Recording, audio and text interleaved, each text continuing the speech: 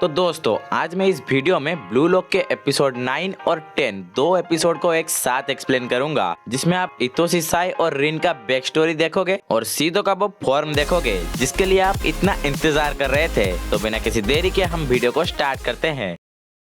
Video के starting में हम पास्ट में जाते हैं, जिसमें साय फुटबॉल खेल रहा था और रिन उसे देख रहा था। एक्चुअली साय बचपन से ही एक अच्छा प्लेयर रहा है। एक रिपोर्टर उससे इंटरव्यू लेने के लिए आती है, बट साय उसे भाव नहीं देता और वो वहाँ से चला जाता है। दोनों भाई एकदम फनी है यार। शाम को दोनों भाई एक साथ आइसक्रीम खा रहे थे। लक में रिन जीत जाता है और साय हार जाता है। साय हारने की वजह से गुस्सा था, इसलिए वो बोलता है जो बंदे अपना लक इन फालतू चीजों में वेस्ट करते हैं वो लोग कभी वर्ल्ड में बेस्ट नहीं बन सकते। जिसे सुनने के बाद रिन पूछता है क्या लक ऐसे ही काम करता है। देन साय बोलने लगता है कि वो इस दुनिया का बेस्ट स्ट्राइकर बनेगा और बाकी सब मीनिंगलेस है, यानी कि साय को हारना पसंद नहीं है। उसके बाद हम देखते हैं कि रिन अपने खिलौनों के साथ खेल रहा था, तब वहीं पे साय अपने गेम पे बिजी था। रिन ये सीन देख के सोचता है कि उससे भी स्ट्राइकर बनना है, उससे भी अपने भाई की तरह स्ट्रॉन्ग और कूल दिखना है। इसलिए वो अपने खिलौनों को छोड़ के ग्राउंड की तरफ भागता है और अपनी तरफ बॉल आता हुआ देख के उसे किक करके सीधा गोल बॉक्स में भेज देता है। रिन खुद से पूछता है क्या वो भी स्ट्राइकर बन सकता है, लेकिन दूसरे प्लेयर रिन के ये बर्ताव पर खुश नहीं थे।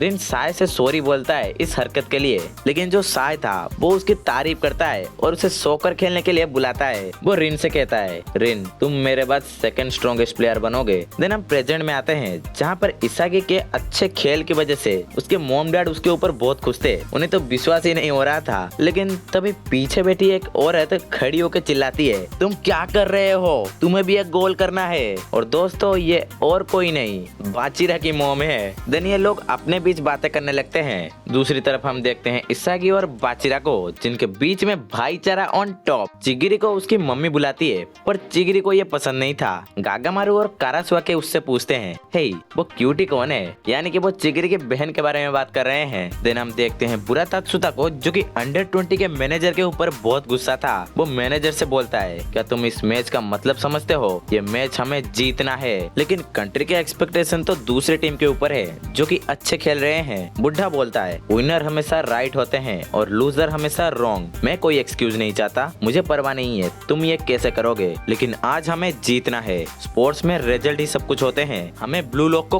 कुचलना होगा। देन हम ब्लू लॉक के टीम को देखते हैं, जो कि फर्स्ट हाफ में अच्छे खेलने की वजह से मजे कर रहे थे। योरी चिगिरी के लेग्स की तारीफ करता है, तो वहीं पे नागी टॉवल ढूंढ रहा था। रियो उसे टॉवल देता है और उसके गेम प्ले की वजह से उसकी तारीफ करता है। और रियो को भी पता था कि नागी ये कर सकता है और उसने किया भी। तभी वहाँ ईगो और आनोरी की एंट्री होता है। ईगो सबसे बोलता है चलो हम इस फर्स्ट हाफ को थोड़ा रिकैप करते हैं, तुम उस गोल को स्कोर करने में कैसे सक्सेस हुए। इस गेम में जाने से पहले हमारे पास एक प्रॉपर प्लान था, लेकिन शुरुआत में ये काम नहीं किया। जिसने सफलता हासिल की वो रिन था और उसमें उसकी मदद इसागी ने किया था। कैसे वो एक साथ होने पर प्लेयर्स को चकमा दे पाए। इसागी हमेशा रिन के सोल की तरह घूमता था। देन ईगो रिन से पूछता है तुमने ऐसा क्यों किया, जिस पर रिन बोलता है उनकी फॉरमैन डिफेंस को भेदने के लिए मुझे सैक्रिफाइस की जरूरत थी, इसलिए रिन ने इसागी को चुना और इसागी इस रोल के लिए एकदम फिट बैठता है। ये आंसर भी ईगो को पसंद आता है। देन ईगो बोलता है ट्रेनिंग फील्ड पर ऐसे चीजें नहीं होता।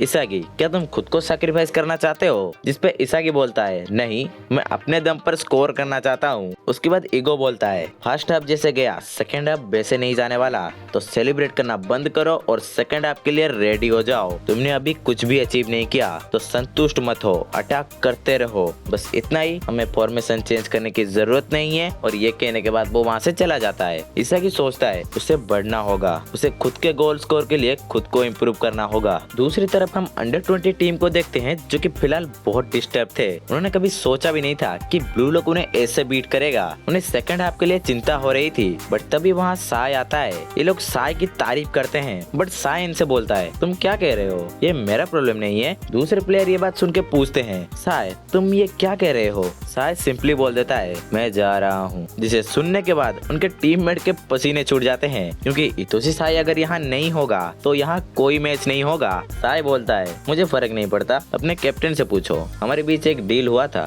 जिसमें आइकू ने बोला था चलो हम इस मैच को सीधो के बिना जीते, और साय ने भी बोला था मैं तुम्हें टेस्ट करूंगा, अगर तुम मेरे साथ नहीं रहोगे तो मैं क्विट कर दूंगा। और अभी फिलहाल साय वैसा ही करने वाला है। खैर साय उन्हें यूजलेस बोलता है। एक्चुअली साय इस मैच को खेलने के लिए इसलिए राजी हुआ क्योंकि ये मैच ब्लू लॉक के खिलाफ था, यानी कि उसके भाई के खिलाफ। पर फिर भी वो अभी भी बच्चे हैं, लेकिन उन्होंने साबित कर दिया कि वो इनसे कितना बेहतर है। बस यही सब मुझे जानना था। अब कोई कारण नहीं है जिसके लिए मैं यहाँ रहूं। और वो वहाँ से जाने लगता है, पर तभी पीछे से आइको बोलता है, थोड़ा रुको जीनियस। देन वो अपने सभी टीममेट से माफी मांगता है अपने सेल्फिश बर्ताव के लिए। और सब कुछ चेक करने के बाद उसे पता चलता है कि वो कमजोर थे। अगर ऐसे ही चलता रहा तो अंडर 20 को कब्जा कर लिया जाएगा और वो गायब हो जाएंगे। इतोशी साय बोलता है, चलो तुमने नोटिस तो किया, पर अभी बहुत देर हो चुका है। अगर मैं यहाँ रहता हूँ तो अभी ये टीम नहीं जीतने वाली। तो आइको कहता है, नहीं हम जीतेंगे, हमारे पास अभी भी एक डेविल है। जी हाँ मित्रों,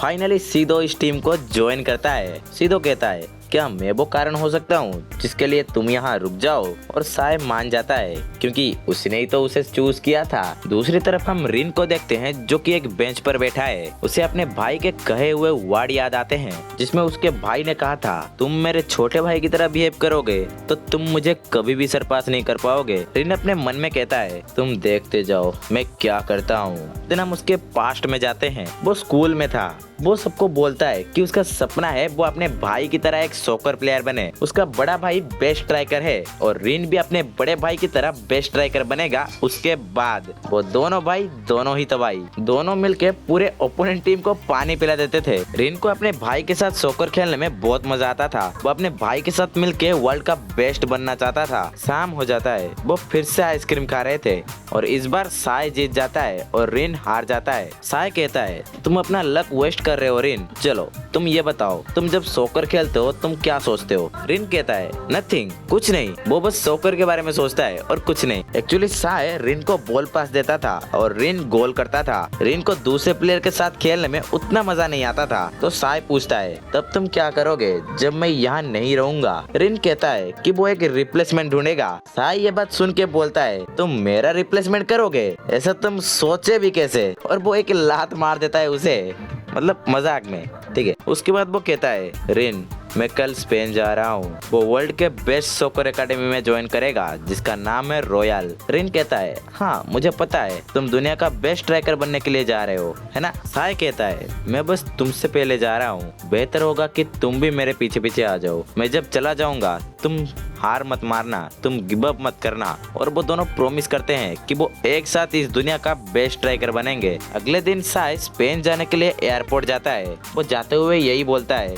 दुनिया का बेस्ट स्ट्राइकर बनना है, और वो चला जाता है। साय के जाने के बाद रिन बहुत सारे मैचेस खेलता है और अपने प्रैक्टिस को जारी रखता है। एक दिन वो लेट नाइट तक प्रैक्टिस कर रहा था, वो भी ठंड में। दूसरी तरफ स्नो भी गिर रहा था। तभी उसका भाई वहाँ आता है। रिन अपने भाई को देख के खुश हो जाता है। तो वहीं पे साय का हाव भाव थोड़ा बदल चुका था, वो शांत लग रहा था। रिन कहता है, वेलकम होम ब्रदर। और साय भी कहता है, हाँ मैं वापस आ गया। रिन बताता है, मैं तुम्हें न्यूज पे देखता था, तुम रॉयल के लिए खेलते थे और गोल स्कोर करते थे, तुम ऑसम हो ब्रदर। बट जो साय था वो कहता है, बाहर मेरे अलावा और भी बहुत सारे लोग हैं जो ऑसम हैं, इसलिए मैंने अपने ड्रीम को अपडेट कर दिया है। अब से मैं इस दुनिया का बेस्ट मिडफील्डर बनने जा रहा हूँ। रिन ये सुन के बोलता है, क्या तुम तो स्ट्राइकर बनने वाले थे, यहाँ कोई पॉइंट नहीं बनता दुनिया का बेस्ट मिडफील्डर बनने का। और साय कहता है, चुप रहो, जो इस वर्ल्ड के बाहर कभी गया नहीं वो तो यही कहेगा। रिन कहता है, ये तुम क्या कह रहे हो, तुमने कहा था हम दोनों एक साथ फाइट करेंगे और मैं तुम्हारे बाद इस दुनिया का सेकंड बेस्ट स्ट्राइकर बनूंगा। जिसका रिप्लाई देते हुए साय कहता है, हाँ अब मैं दुनिया का बेस्ट मिडफील्डर बनूंगा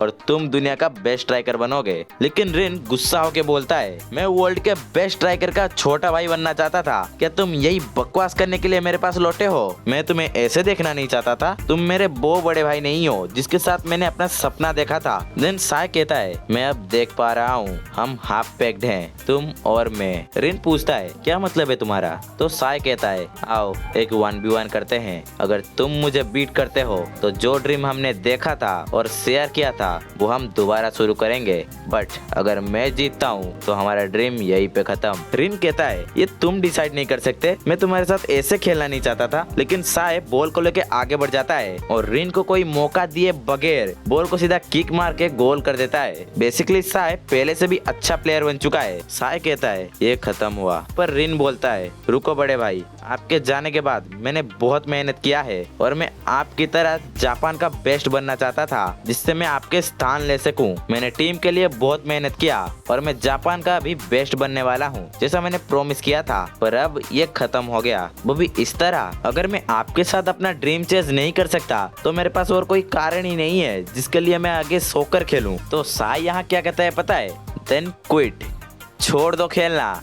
लिटरली ये वर्ड कितना इम्पैक्ट करता है रिन के ऊपर पता है आपको? खैर वो आखिर में कहता है, गेट लॉस्ट रिन, मेरे लाइफ में तुम्हारी जरूरत नहीं है। और ये सुनने के बाद रिन ने कुछ टाइम के लिए तो भाई सोकर खेलना छोड़ ही दिया था। मतलब साई के आगे जैसे रिन का कोई औकात ही नहीं है। जिस बड़े भाई को वो जानता था वो झूठ था, दुनिया का बेस्ट स्ट्राइकर बनना वो भी झूठ था।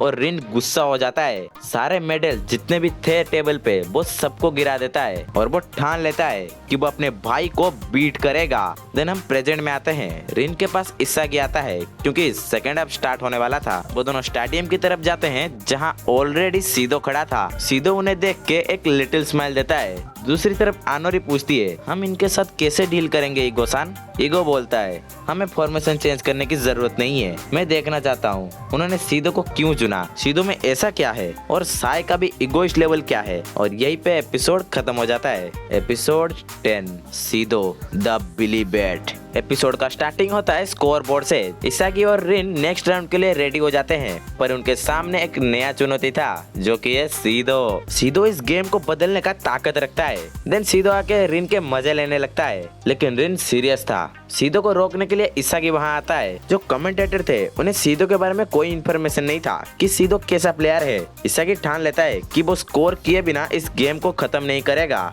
क्योंकि ये गेम उसका है। खैर मैच स्टार्ट होता है और साई सीदो को बॉल पास देता है। सामने की तरफ निको सीदो के ऊपर नजर बनाए रखा था क्योंकि सीदो अगर गोल बॉक्स के पास आया तो वो कंफर्म गोल करेगा, उसे गोल करने से कोई नहीं रोक सकता, इसलिए निको को ही उसे रोकना होगा। देन जो सीदो था वो रिटर्न साई को पास देता है और बड़े ही फुर्ती से भागता है। सीदो के लिए ये गेम 11 वर्सेस 11 नहीं 1 वर्सेस 21 है। लिटरली सीदो किसी मॉन्स्टर से कम नहीं लग रहा था। देन साई सीदो को एक लॉन्ग पास देता है।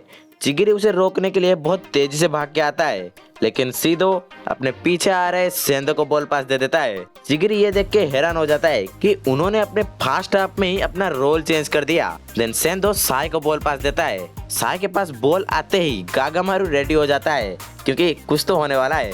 देन साई एक जबरदस्त किक मारता है, बट बॉल गोल बॉक्स की तरफ नहीं जाता बल्कि जाता है मॉन्स्टर सीदो के पास। अब टाइम आ गया है सीदो वो काम करे जिस काम के लिए वो यहाँ आया था। सीदो अपने बिली बैट फॉर्म में आता है और बस एक किक मारने वाला था, लेकिन तभी निको सीदो के पैर में एक किक मार देता है जो कि फाउल है, इसलिए ब्लू लॉक के टीम को एक येलो कार्ड मिल जाता है। लिटरली सोच सकते हो तुम लोग यार, सीदो अभी किक मार के गोल करने वाला था पर हुआ नहीं, क्या ही कर सकते हैं। निको के ये किक की वजह से उसका पैर फ्रैक्चर जैसा हो गया था। ब्लू लॉक के टीम निको के ये मूव पर खुश तो होते हैं बट सीदो गुस्सा था, इसलिए निको उसे सॉरी बोलता है, लेकिन सीदो बोलता है मैं तुम सबको मार दूंगा। तभी साई उसे रोकता है और बोलता है क्या तुम इसी में निराश हो गए? तुम्हारे पास और भी मौके हैं, तुम उन्हें दिखाओ, मुझे और निराश मत करो। और सीदो भी ये बात समझ जाता है। दूसरी तरफ इसागी निको को बोलता है ग्रेट जॉब, तुमने बहुत बढ़िया किया, तुम्हारा डिफेंस अच्छा था। लेकिन निको बोलता है मैं उसे बस फाउल करके ही रोक पाया, वरना उसे रोकना तो नामुमकिन जैसा था। साई का मूवमेंट और सीदो के रनिंग को निको ने एनालाइज किया था बट सेंदो बीच में घुस गया। जब से सीदो ने एंट्री लिया है सेंदो ने अपना गेमिंग स्टाइल चेंज कर दिया। निको जब खड़ा होने की कोशिश करता है तो वो खड़ा नहीं हो पाता क्योंकि ओबियसली यार वो इंजर्ड है, लेकिन वो इसागी को बोलता है मुझे अकेला छोड़ दो, मैं आगे खेलूंगा, मैं ये करूंगा, आई डू। मुझे दुख नहीं है कि मुझे स्ट्राइकर के रूप में नहीं चुना गया, लेकिन इन्हीं आंखों और उस हरकत से मैंने नोटिस किया एक डिफेंडर के रूप में एक फॉरवर्ड को रोंदना कितना मजेदार है। खैर फाउल की वजह से अंडर 20 को एक फ्री किक मिला था। ऑडियंस को लगता है कि साई ये फ्री किक लेगा बट फ्री किक लेता है सीदो। बॉल को काउंटर करने के लिए ब्लू लॉक का पूरा टीम वहाँ पे मौजूद है। साई पूछता है क्या तुम इस तरह शॉट लेना चाहते हो, जिसपे सीदो बोलता है तुम चुप रहो, मुझे फ्री किक मिला है और इसे मैं लूंगा। तो साई बोलता है क्या ये स्कोर करने का बेस्ट ऑप्शन है, तुम मुझे अपना बेस्ट ऑप्शन दिखा सकते हो, तुम अपने इंस्पिरेशन को मत मारो, विजुअलाइज करो उस अल्टीमेट गोल को जो इस वक्त तुम करने वाले हो।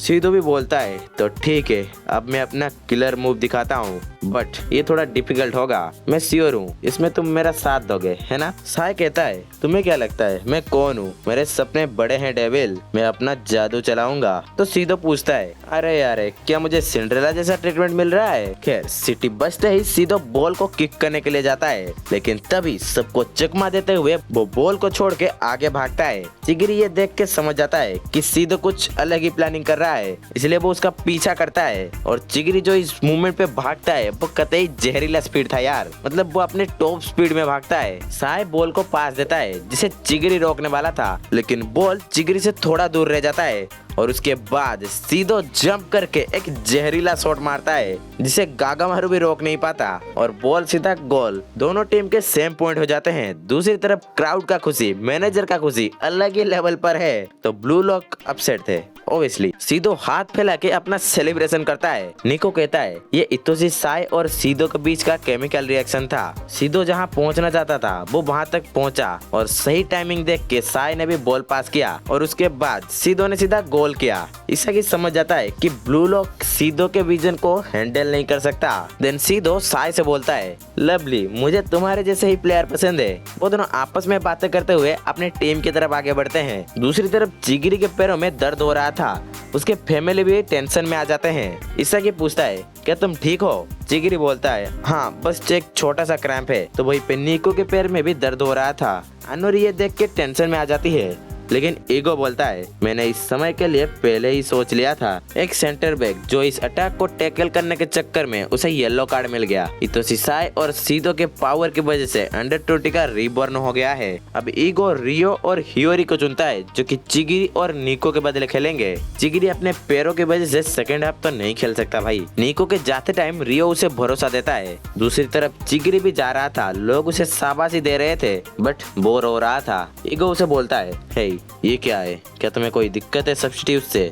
जिगरी गुस्से से ना बोलता है और जाके सीट पे बैठ जाता है। ब्लू लॉक के टीम में 2 प्लेयर आउट हो चुके हैं और 2 प्लेयर न्यू ऐड हो चुके हैं। रियो नागी के पास जाके बोलता है फाइनली मैं वापस आ गया वहाँ पर जहाँ तुम मौजूद हो। नागी क्या मैंने तुम्हें इंतजार करवाया? नागी बोलता है नहीं, मुझे पता था तुम यहाँ आओगे। देन रियो नागी से बोलता है ओवर गोल करो, मुझे पता है तुम बहुत कैपेबल हो, अगर हम नहीं जीते तो सब कुछ खत्म, जो कि हमें भी पता है। खैर किक ऑफ होता है, इसागी हियोरी को पास देता है बट हियोरी के सामने दाराई आ जाता है। हियोरी बोलता है कि वो एक डिफरेंट वे में कम्पीट करता है और वो बॉल पास दे देता है कारासु को। कारासु बॉल को लेके आगे बढ़ता है, उसके सामने एक दूसरा प्लेयर मौजूद था, लेकिन वो रिटर्न पास दे देता है हियोरी को। हियोरी एक जबरदस्त किक मारता है जिससे बॉल सीधा जाता है नागी की तरफ। नागी को रोकने के लिए एक दूसरा प्लेयर वहां पे आ जाता है, लेकिन नागी बॉल पास दे देता है इसागी को। इसागी के पास ये मौका था गोल करने का और वो कोशिश भी करता है, लेकिन ये बहन का भाई ओलिवर वहां आ जाता है और बॉल को टैकल कर देता है, जिससे बॉल सीधा जाता है एक अंडर 20 प्लेयर के पास। वो सीधा साय को पास देता है। ब्लू लॉक को भी साय को रोकना होगा वरना नतीजा वो जानते हैं। देन रियो साय और सीधो पर अपना नजर बनाए रखता है और आखिर में जब साय एक बॉल पास देता है तब सीधो के रिसीव करने से पहले रियो वहां कोबरा फॉर्म में आता है और बॉल को टैकल कर देता है। आई को ये देख के शौक है क्योंकि